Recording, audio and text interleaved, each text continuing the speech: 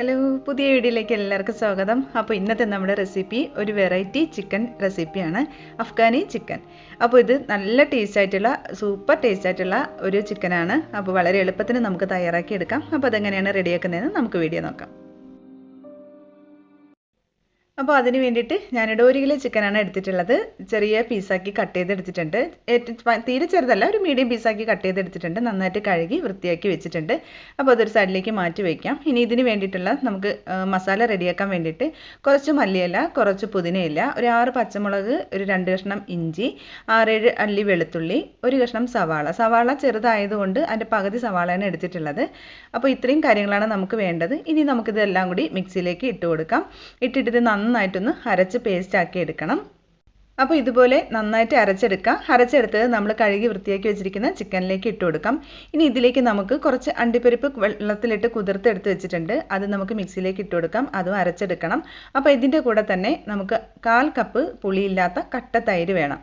അപ്പോൾ അതും കൂടി ചേർത്തിട്ട് അണ്ടിപ്പരിപ്പും തൈരും കൂടി നമുക്ക് നന്നായിട്ടൊന്ന് അരച്ചെടുക്കണം. അപ്പോൾ അരച്ചെടുത്തത് നമ്മൾ വീണ്ടും ചിക്കനിലേക്ക് ചേർത്ത് കൊടുക്കുക. നന്നായിട്ട് അരച്ചിട്ട് ചേർത്ത് കൊടുക്കുക. ഇനി ഇതിലേക്ക് നമുക്ക് കുറച്ച് ഫ്രഷ് ക്രീം ചേർത്ത് കൊടുക്കണം. അപ്പോൾ 100 ഗ്രാമിൻ്റെ ഫ്രഷ് ക്രീമാണ് ഞാൻ എടുത്തിട്ടുള്ളത്. അപ്പോൾ അതും കൂടി നമുക്കിതിലേക്ക് ചേർത്ത് കൊടുക്കാം. പിന്നെ നമുക്കിതിലേക്ക് ആവശ്യമായിട്ടുള്ളത് 1 ടേബിൾ സ്പൂൺ കുരുമുളക് പൊടിയാണ്. നമ്മൾ വേറെ മുളക് പൊടിയോ കാര്യങ്ങളൊന്നും ചേർക്കുന്നില്ല. അപ്പോൾ 1 ടേബിൾ സ്പൂൺ കുരുമുളക് പൊടി, 1 ടീസ്പൂൺ ഗരം മസാല, പിന്നെ ഇതിലേക്ക് നമുക്ക് മെയിനായിട്ട് വേണ്ടത് ചാറ്റ് മസാലയാണ്. അത് 1 ടീസ്പൂൺ ചേർത്ത് കൊടുക്കുന്നുണ്ട്. അപ്പോൾ ഇത് ഈ ഒരു ഇൻഗ്രീഡിയൻസ് സ്കിപ്പ് ചെയ്യരുത്, മെയിനായിട്ട് വേണ്ടതാണ്. അപ്പോൾ ഇത് ചേർത്ത് കൊടുക്കുക. 1 ടീസ്പൂണാണ് ചേർത്ത് കൊടുത്തിട്ടുള്ളത്. അതുപോലെ തന്നെ ഇതിലേക്ക് വേണ്ടത് കസൂരി മേത്തിയാണ്. 1 ടേബിൾ സ്പൂൺ എടുത്തിട്ടുണ്ട്. അപ്പോൾ കസൂരി മേത്തി ചേർത്ത് കൊടുക്കുന്നതിന് മുമ്പ് ഒന്ന് ചൂടാക്കിയിട്ട് കൈകൊണ്ട് നന്നായിട്ട് പൊടിച്ചിട്ട് ഇതിലേക്ക് ചേർത്ത് കൊടുക്കുക. പിന്നെ ഇതിലേക്ക് നമുക്ക് വേണ്ടത് കുറച്ച് നാരങ്ങാനീര്, 1 ടേബിൾ സ്പൂണോളം നാരങ്ങാനീരാണ് എടുത്തിട്ടുള്ളത്. പിന്നെ ഇതിലേക്ക് ചിക്കനിലേക്ക് ആവശ്യത്തിന് ഉപ്പും കൂടി ചേർത്ത് കൊടുക്കണം. പിന്നെ 2 ടേബിൾ സ്പൂൺ സൺഫ്ലവർ ഓയിൽ, വെളിച്ചെണ്ണ ഉപയോഗിക്കരുത് കേട്ടോ. സൺഫ്ലവർ ഓയിൽ ഉണ്ടെന്നെങ്കിൽ 2 ടേബിൾ സ്പൂൺ ഒഴിച്ച് കൊടുക്കുക. എന്നിട്ട് ഇതെല്ലാം കൂടി നന്നായിട്ടൊന്ന് മിക്സ് ചെയ്യണം. ചിക്കനിൽ നമ്മൾ ചേർത്ത് കൊടുത്ത എല്ലാ മസാലയും നന്നായിട്ട് പിടിക്കുന്നതുവരെ നല്ലതുപോലെ കൈ കൊണ്ട് മിക്സ് ചെയ്തെടുക്കുക. നന്നായിട്ട് മിക്സ് ചെയ്തെടുത്തതിന് ശേഷം നമുക്കിതൊരു 2 മണിക്കൂറെങ്കിലും റെസ്റ്റ് ചെയ്യാനായിട്ട് വെക്കണം. അപ്പോൾ ഫ്രിഡ്ജിൽ തന്നെ വെച്ചാൽ മതി. കുറഞ്ഞത് അരമണിക്കൂറെങ്കിലും ഇത് റെസ്റ്റ് ചെയ്യാനായിട്ട് വെച്ചാൽ മാത്രമേ ചിക്കനിൽ മസാലയെല്ലാം നന്നായിട്ട് പിടിച്ച് അതിൻ്റെ കറക്റ്റ് ടേസ്റ്റ് കിട്ടത്തുള്ളൂ. അപ്പോൾ ഒരു 2 മണിക്കൂർ റെസ്റ്റ് ചെയ്യാൻ വെച്ചതിന് ശേഷം നമുക്ക് ചിക്കൻ ഫ്രൈ ചെയ്തെടുക്കാം. അപ്പോൾ അതിന് വേണ്ടിയിട്ട് ഒരു പാൻ വെച്ച് കൊടുക്കുക. അതിലേക്ക് 2 ടേബിൾ സ്പൂൺ സൺഫ്ലവർ ഓയിൽ ഒഴിച്ചു കൊടുക്കാം.